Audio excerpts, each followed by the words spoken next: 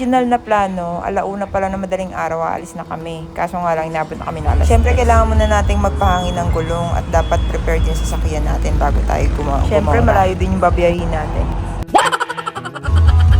Pag naasawa ko, tagahangin na, driver pa. At dahil ako isang passenger princess, pagising ko, nandito na kami sa Tarlac. At dito nga kami napunta kay Danny's Adventure kung saan nagpa-register kami at nagbayad kami ng 2,075 each dahil kami ay hindi ko lang sure kung ito din yung rate nila para sa iba, pero dahil apat kami, yun na binayaran. Ito ay para sa 4x4 at sa tour guide na mag-aadin sa amin sa mga pinatubo. Hindi ko rin talaga mag-get si Manong driver kung bakit sa lubak-lubak pa siya dumadaan. Pwede naman yun sa patag. Hanggang sa habang tumatagal yung biyahe namin, wala na talagang patag na daan. At sa moment na to, hindi ko talaga alam kung itutuloy ko pa yung pagbibideo kasi feeling ko talaga magbibitaw ako na talaga yung phone ko. 6:05 pa nga lang ng umaga, tapos nasa mataas na lugar pa kami, paakyat pa kami ng mundo. Tapos, isipin nyo na lang kung gaano kalamig sa lugar. And since first time nga din namin sa lugar na to, ay hindi talaga kami ready, hindi kami masyado nagdala ng jacket. Ako lang nang nagdala ng jacket sa amin dahil ako yung natural na lamigi. At dahil nga wala silang choice, wala silang jacket, nangatog na lang sila sa gina. Totoo nga yung sinabi na ibang mga vlogger na nauna dito na dapat magdala talaga kayo ng mask kasi sobrang mabuhangin talaga dito dahil sa lahar. At sa sobrang bait nga na mister ko, siya na rin tumayo para mag-selfie sa amin lahat kahit hindi ako nakikita sa camera. Kasama ko na rin dito sa video kasi sayang naman effort niya, guys. At sobrang nakakaba talagang tumayo sa ganito. Nasa likod ka ng sasakyan, tapos tatayo ka, tapos aalog-alog ng ganyan yung sasakyan. Ay, Diyos ko, dahil para kami lalaglag, dahil. Pero dahil gusto ng mga challenge adventure tong mister ko at yung utol ko, ayan, mukha silang mga terorista dahil. Hoy! Oh my God!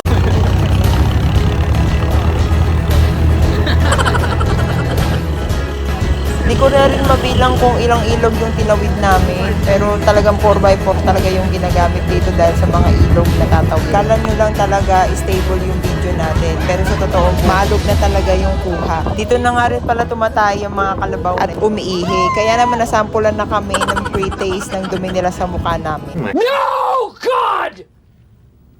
No, God, please, no! No! No! No! At ito nga yung experience na papunta ka pa lang pero mukhang pauwi ka na. Pero kasama nga talaga to sa adventure ko sa Mount Pinatubo experience. Kaya enjoy nila.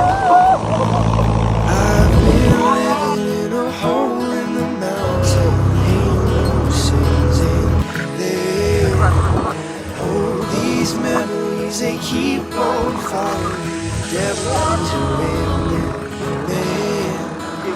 I've been living in a hole in the mountain, ain't no sense in there. Oh, these memories, they keep on falling, devil is rambling, man.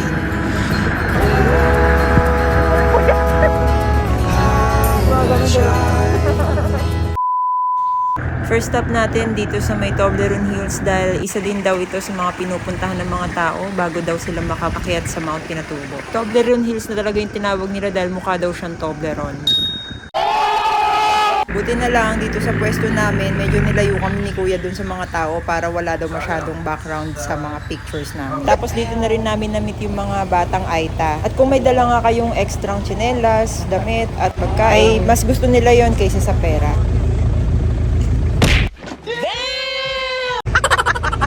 Dahil curious nga kami kung ano yung nasa tuktok ng Toblerone, nag-drone muna kami dito saglit para makita.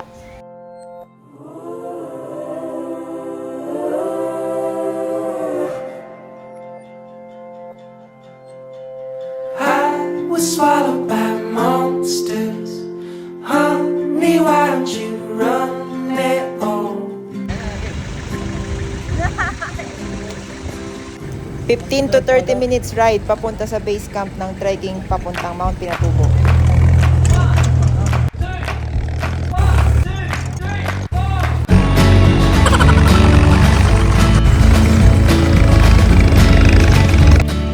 Bago pa nga kayo makarating ng Mount Pinatubo, bugbog na talaga yung katawan nyo, kaya magbaon talaga kayo ng maraming pain relief. Kumahangin pa ng malakas habang bumabiyahe kayo sa lahar, kaya hindi maiwasang mapuwing. Kaya naman kami na lang yung nag-adjust.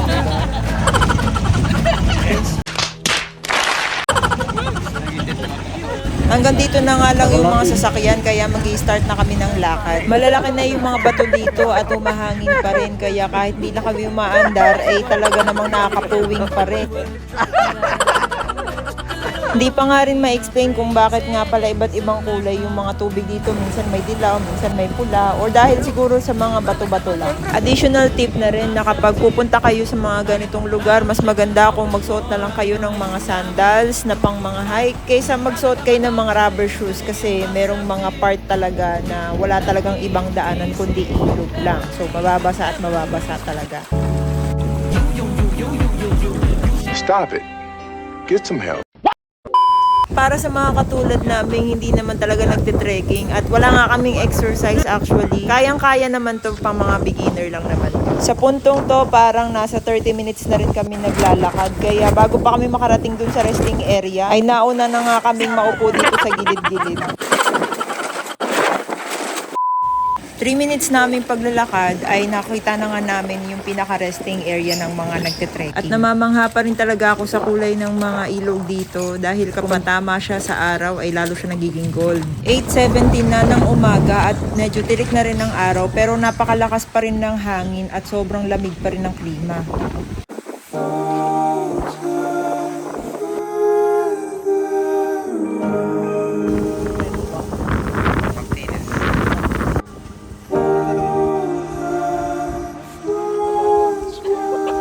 Vlogger pala mga person.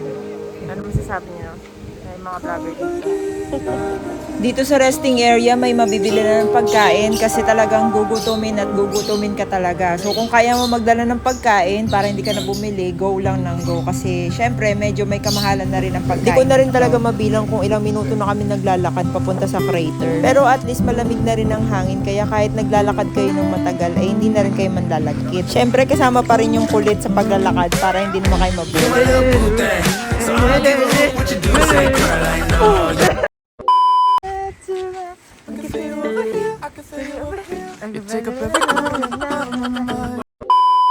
At habang papalapit na kami ng papalapit sa crater ay mas palakas na ng palakas ng hangin. Di pa nga kami nakakarating dun sa crater ay iba na talaga yung ambience dito pala. Ang sarap lang din isipin na dito lang sa Pilipinas may mga magagandang lugar pala katulad nito.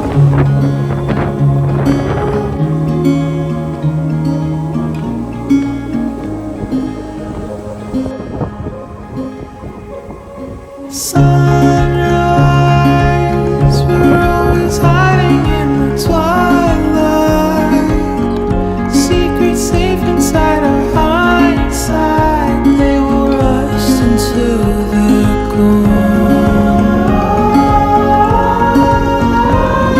sunrise.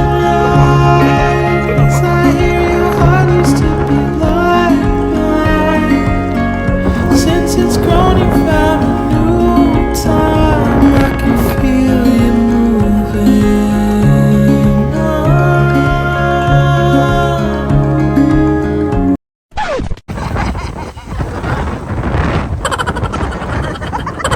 Kala namin pag-aakit ng bundok mainit kaya nagdala kami electric fan.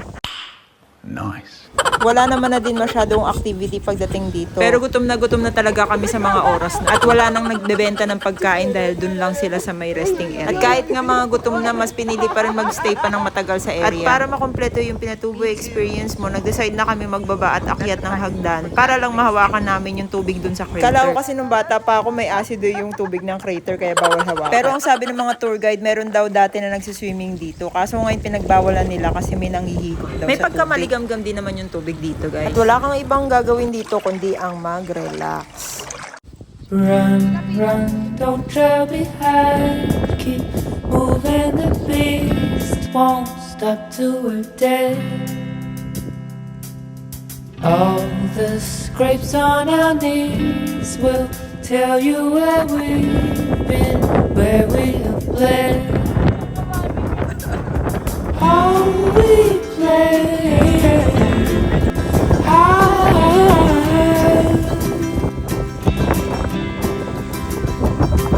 In the autumn days,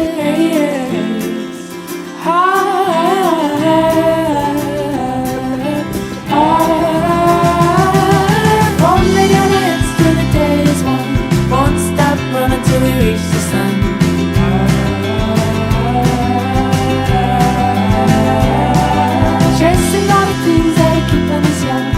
won't stop running till we reach the sun.